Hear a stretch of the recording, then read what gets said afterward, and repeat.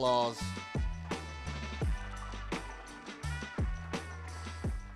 Ladies and gentlemen, this is Tommy Barbarella.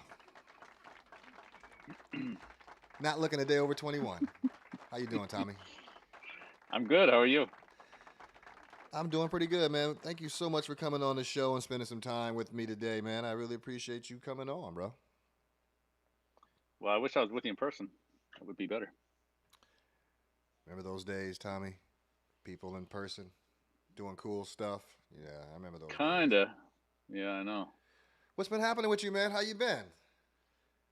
I've been good. I've been blessed. I've got I've I feel like I've lived many lives already, and I'm living another one right now with with my family, and it's all good.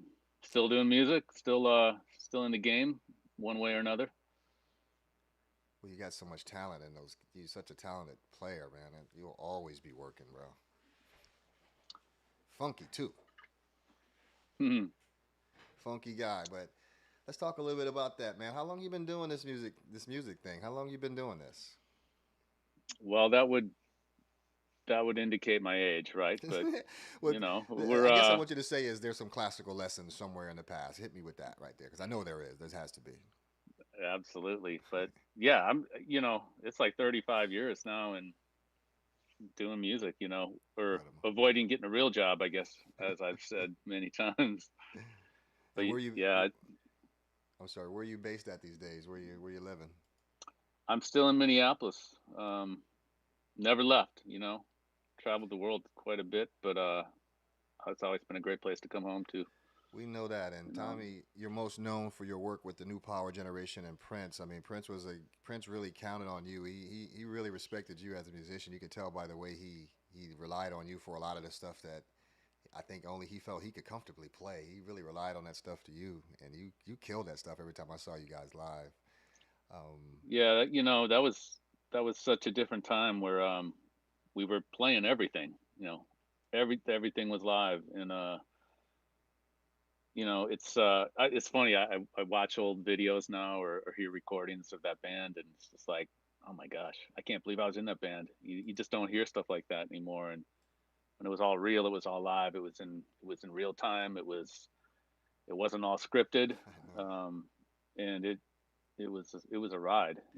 And when you say that band, you mean some various assembly of these group of people here and Oh stuff. man, You guys are some colorful kind of gang, but some of the baddest players, bro. I mean, the three, you four, the guy, everybody in this picture right here is really, really oh man, yeah. incredible as a musician. And Le- I'm Tommy. Look, I'm so blessed to be able to say that you guys have all showed me love. I mean, you showed me love by coming to my house and working on some projects with me and giving me some Mm-hmm. flavor that just blew people away, man, with what we were able to do. And um, I got a little bit of that here. I want to play some of that for you. I don't even think you even probably heard any of this stuff, but you remember Kika, don't you?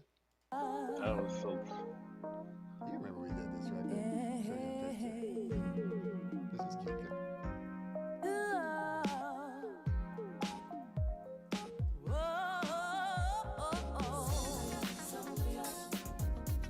Bringing back some memories there. Wow.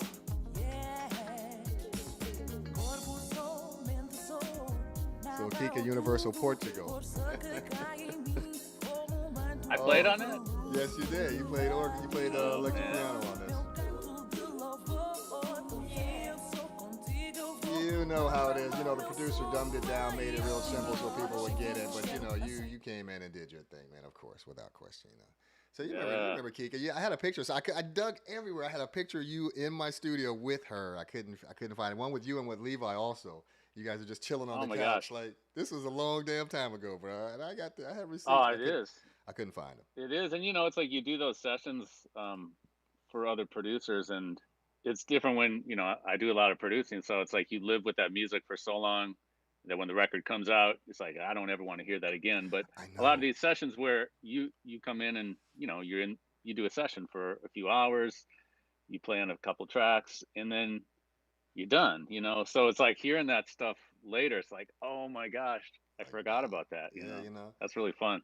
I was telling somebody earlier today. I did an interview, a Jam and Lewis interview with the Facebook, the Jam and Lewis Facebook group. They've got like 6,000 members and stuff. Hmm.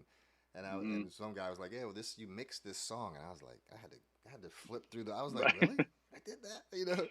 So yeah, I get it. I mean, we during those days especially, we did so much stuff, and we was on the run so much, Exactly. right? It's so fun. It's like when I get together with the guys.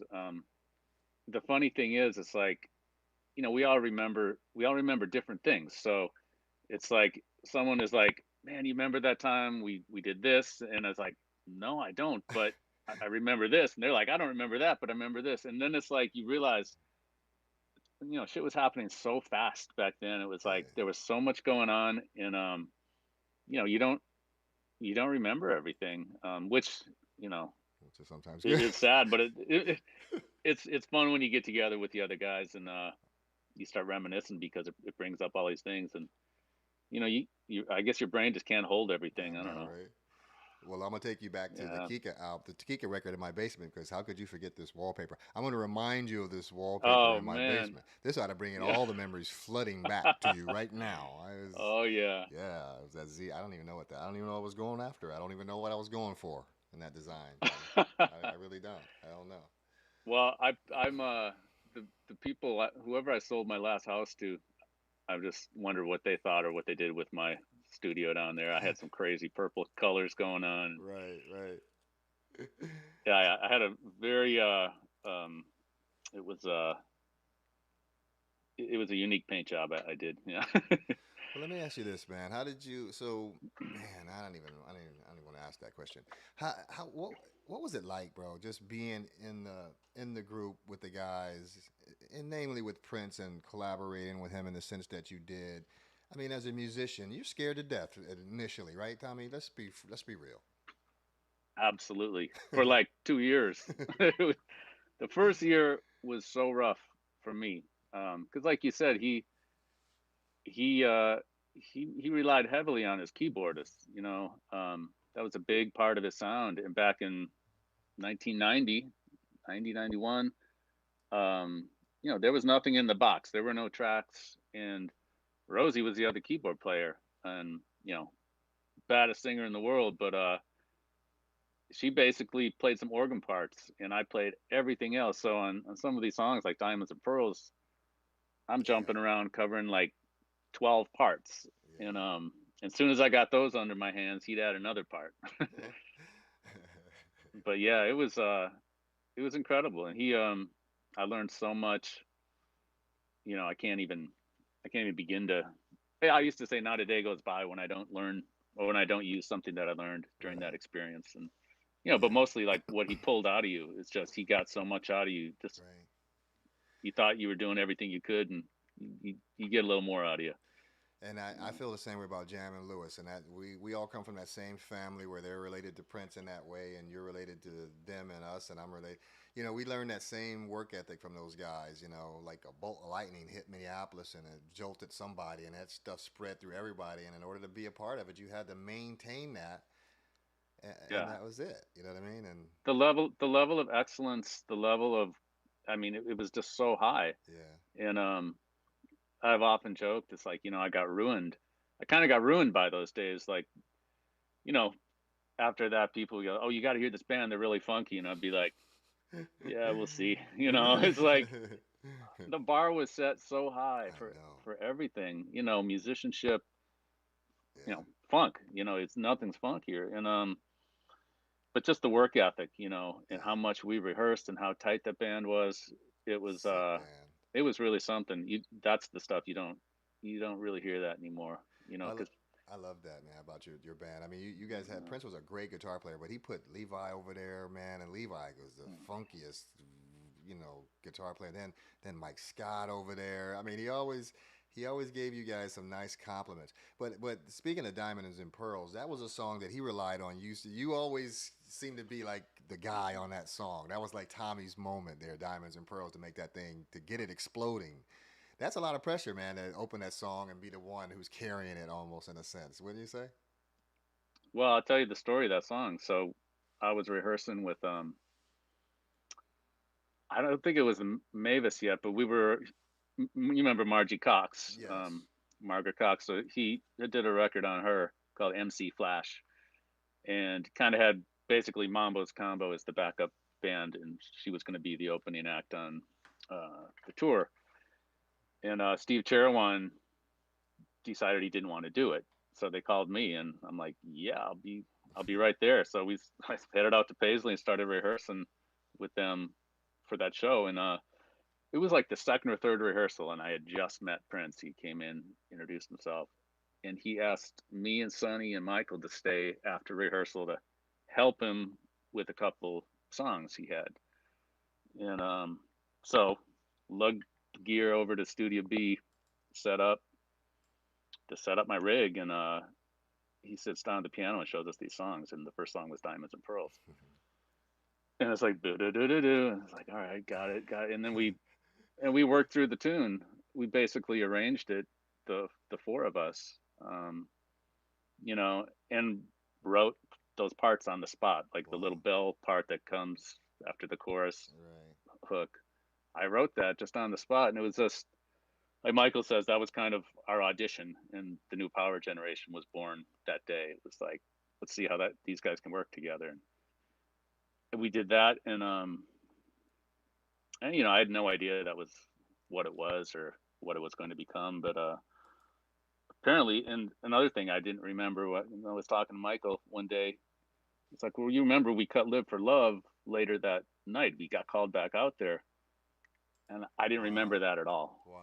I didn't remember that at all because I was so scared because he had me out in the room. My stuff was still set up out there, and Sheila was in the booth with him behind the board, and I had such a crush on Sheila E. I was just like so nervous. Not only Prince but Sheila, they were both there, and I was just like, oh my gosh. And he's like had me play a solo on that, and yeah. So yeah, those were heady days. That's intense, man. You know what? This is how I learned about who Tommy Barbarella was. I was working at Flight Time at the time, and one of the guys was like, "Hey, we're going down to a club and we're gonna go see this band or whatever." And I was like, "All right, man, that sounds like fun. We go out and see a band." And we ended up going down to a place that I wasn't really too cool about being in the neighborhood. It was the Caboose. I was like, "Damn, I was like, are we safe here, bro? You sure this is good?" But man, there was a band on the stage, bro. I'm gonna remind you who this band was, Tommy. The Mm-hmm. Greasy Meal. My goodness. Yep. You guys were so freaking good, man. This was a really good band. This was a really good band. You guys ever do a record? Those dude, we did 5 records. Damn. Um, we did 3, and then we broke up and did two Okay. later, 1 or 2 later. But yeah, those were some of the funnest times of my life. You know, that's when I had started playing with them Sunday nights, 95, 96. Mm-hmm. I was still in the New Power Generation. That was our day off. Sunday we didn't rehearse. Right, So right. See, I so didn't know you were. I didn't know you were still in the. I didn't know you were in new MPG at the time. You were. when it started, yeah, and Michael would play Sunday nights next door at Whiskey At Junction Whiskey Junction, with yeah. Men Who Eat Out, and so it Funky. was funny because our crowd started growing bigger and bigger, and Michael was like, "Yeah, all those girls over there, down standing, down looking at your boots." Just like, and they had like all the bikers over at I next know. door at the blues I bar, know. but yeah, that grew into just an amazing scene. So we sold out Yeah. every Sunday night there at the Caboose for Yeah. 3 years. Yeah. 3 years, every Sunday night, 1,000 people. And I After tell a people while. now, it's like that's unheard of these days. After a while, it was A tough to local get in band. there. Yeah. Yeah, it was such a party, and so after he disbanded that New Power Generation, he asked me to come back and be in the next band Yeah. with Rhonda and Mm-hmm. Kat. Kirk was drumming, and Mm-hmm. I turned him down. I said, I really want to try to see this Greasy Meal thing through because, Right. and I don't regret it at all. Yeah. Um, I You think felt I like. went out there to jam with them once, and it felt so different from Sonny and Michael and that Yeah. band. It was just like Yeah. I was on to something else, and I was like, I was having the time of my life, and it was like, trying to do my own thing. So that was, yeah, those were really fun days. And that's a tough decision because people think you're crazy because how could you ever move on from that scenario? But when you've been there, like we have been there, you get to that point where you say, "Yeah, I do want to do something different, and I dare do try. Let's go." Right? Yeah. You I get there. made some other decisions I kind of regret, but when when David Barry was MD for Janet, he asked me to come do that tour, and I turned it down. Wow, how could you And turn I that was one kind of down? like, well, at the That's time, it was big. like, I think Greasy Meal was still happening, but Okay. um, my rationale was just so stupid because this was like coming off of Prince, where at the end there it was just the four of us, and I was out front a lot with him with on the Mm-hmm. Purple Axe guitar thing, Mm-hmm. and I'm like, well, if I'm playing with Janet, I'm gonna be in the back behind all these dancers. It's like, nah. I was like, a few years later, I'm like, what the hell was I thinking? That was, You might have been behind a but curtain with Janet, but you would have yeah. never forgot that. It would have been awesome. But everything happens for a reason, and and I got in the jingle world at that time, and Okay. I mean, immediately was doing Super Bowl spots and Wow. just huge stuff, and that was amazing. Um, and then I ended up over in Italy uh, with Sonny and Michael working with Georgia, big superstar over in Italy. Mm-hmm. She was kind of like the Whitney Houston of Italy, and Right. those were great, great years too. It was like 5, 7 years on and off over Mm-hmm. there, back and forth. So Sonny still does that gig. Still touring, yeah. Great guys. A lot of Yeah, great guys you mentioned. I've had some of them on the show. Michael Bland has been on the show, and Morris has been on.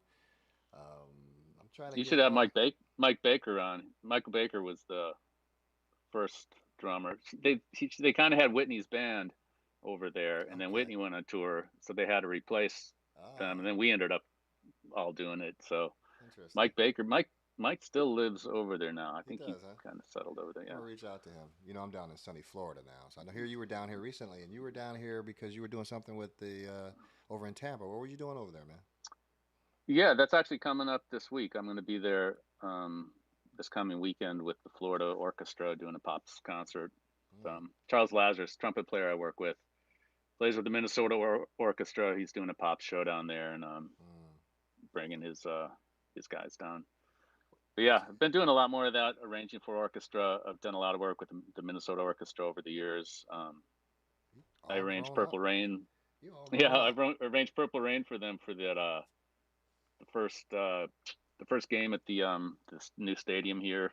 Yeah, It was I right heard up, about you. I heard you were it was involved in that. 2016. I love it whenever I hear your Yeah, name. that was really a thrill. I had the Steels sang, Wow, Javita sang lead on that, and it was beautiful. amazing singers, the Steel family. That's Yeah, incredible, so I man. arranged another show for the orchestra, an entire program with the Steels, um, with Charles Lazarus featuring the Steels. So it was kind of like it was all soul music across Cool. America through the years. That's incredible. That was a thrill. Yeah, it was kind of a full circle thing where it's like, because I started my career with the Steels. I don't know if you knew that, but I didn't know that. yeah, Prince used to come down to see them because me and Sonny were playing with them in like 88, 89. Mm-hmm. And he'd be sitting up there at the fine line with Kim Bassinger up in the balcony watching us. And so for like a year, folks were like, Prince checking you out. He's got his eye on you. I'm like, yeah, whatever. Uh, They yeah, that's sure kind of how it did. started. So working with the Steels again was kind of like this full circle thing after he passed. Mm-hmm. It was pretty Speaking cool. of which, have you done any of those, reunion shows and stuff like that? I know you get with some of the guys sometimes, right, and do some things like this. Yeah. So, yep. So I was doing some stuff with those guys. Yeah. Andre was in that one. Um, Original MPG. I was did some of the tours with them the first couple of years. Not really doing it anymore. And you do a lot of stuff This with one didn't Julius happen. Collins. You do some stuff with Yeah. Julius, So though.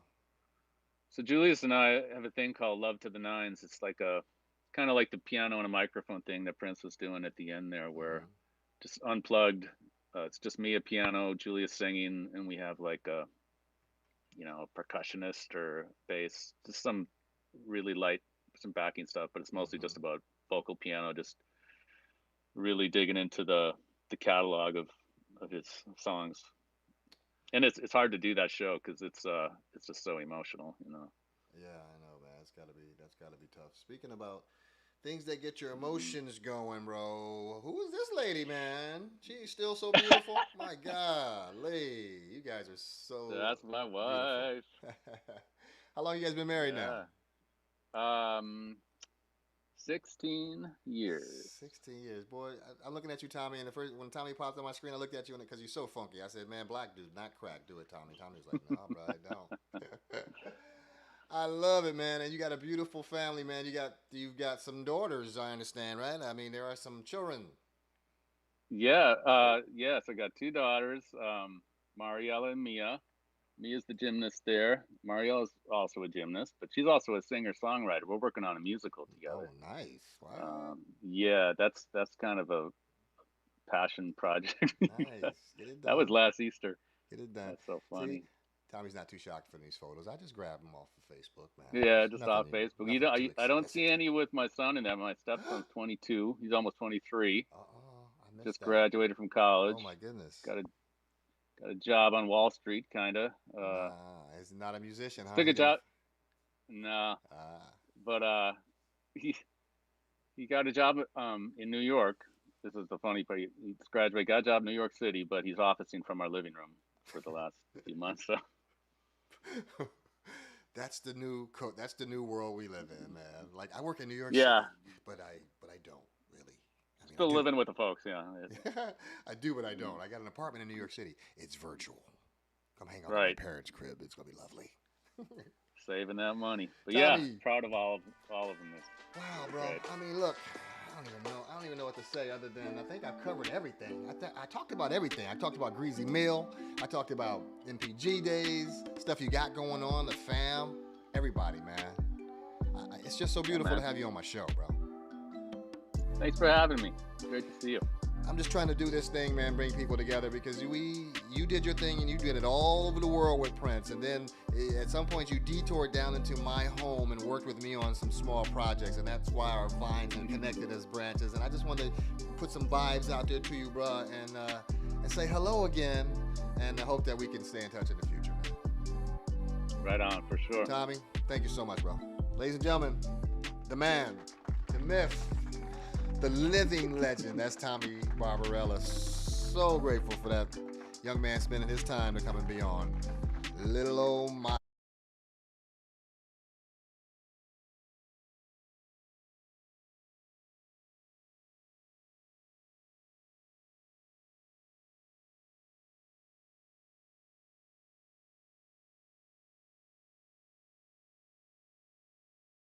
Follow me on social media. You know, I'm on the Madjef Music Show on Facebook, here where you're probably viewing this at, and YouTube, where I get most of my likes on YouTube. I got a Madjef Music channel. You can support the show if you want to. Guess what? I'm known for some of these sample CDs, original R&B loops from the '90s. These things were they did quite well back in the day.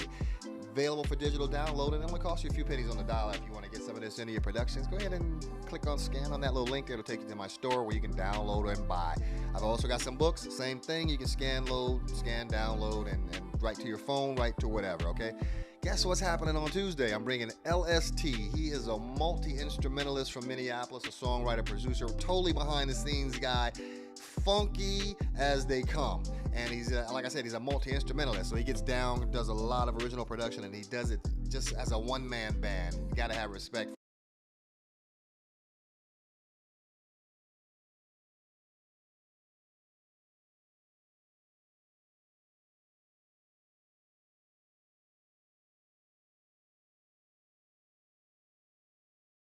Till we see each other again. Guess what?